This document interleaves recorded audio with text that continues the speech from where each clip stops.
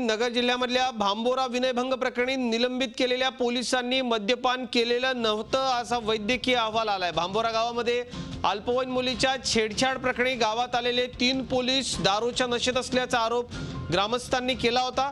याच रागातून ग्रामस्थांनी पोलिसांना तब्बल 6 तास ग्रामपंचायतीच्या कार्यालयामध्ये कोंडूनही ठेवलं होतं। मात्र आता जो अहवाल आलाय त्या अहवालानुसार असं कळतंय की पोलिसांनी मद्यप्राशन केलेलं नव्हतं। पोलीस आरोपींना घेऊन ग्रामपंचायत कार्यालयात गेल्यानंतर कदाचित त्यांच्या गाडीत कुणीतरी या बिअरच्या बाटल्या टाकल्या आणि त्याचा फोटो काढला असं सांगितलं जातंय। पण नक्की काय आहे हा तपासाचा भाग आहे। पण त्यावेळेला नागरिक तिथले ग्रामस्थ जे आहेत ते प्रचंड चिडलेले होते आणि त्या आरोपींना जीविताला त्यांनी कदाचित धोका केला असता आणि म्हणून या पोलिसांनी या लोकांच्या सह ग्रामपंचायतीच्या कार्यालयामध्ये ते गेले आरोपींसह आणि तिथं कोंडून घेतलं असंही सांगितलं जात आहे। नक्की काय आहे हा नेमका तपासाचा भाग आहे। निखिल चौकर माझे सहकारी आपल्या संपर्कात आहेत। निखिल, या पोलिसांनी दारू प्यायलेली नव्हती, बाटल्या त्यांच्या गाडीत टाकण्यात आल्या, फोटो काढण्यात आले, पोलिसांच्या कडून आरोपी ताब्यात घेऊन ग्रामस्थांना त्यांना मारहाण करायची होती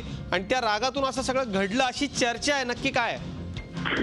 नक्कीच ह्या भांबोरा प्रकरणामध्ये जे छेडछाडीचं प्रकरण झालं होतं या संदर्भामध्ये तपासासाठी आलेले पोलीस हे दारूच्या नशेत असल्याचा आरोप हा ग्रामस्थांनी केला होता आणि त्या रागातून त्यांनी या पोलिसांना ग्रामपंचायत कार्यालयात तब्बल 6 तास कोंडून ठेवले होते।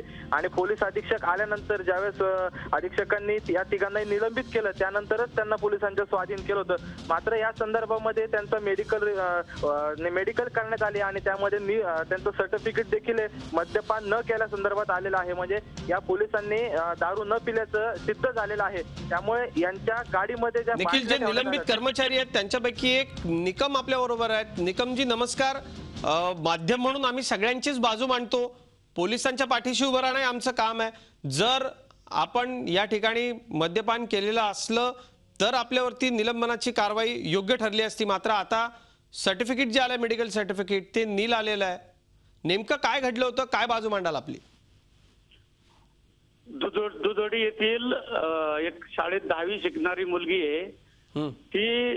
तिला सायकलवरून खाली पाडलं असे दुधोडीचे ते पोलीस पाटील, गावातले लोक, शाळेतल्या मुली साधारण 3 वाजेच्या सुमारास इथं आमच्या राशीन चौकीला आले। आल्यानंतर आमचे PSI महांगरे ते चौकशी करीत असताना परत त्याला गावकऱ्यांना फोन आला की 3 लोक शाळेमध्ये धरून ठेवलेले जी। PSI मांगरे साहेबांनी आम्हाला ताबडतोब पाठवलं। माझी तर साप्ताहिक सुट्टी होती तरी पण मदतीला मी गेलो। तिथे गेल्यानंतर ते दुधोडीच्या त्या लोकांनी ते 3 लोक पारधी समाजाचे होते ते आमच्या ताब्यात दिले।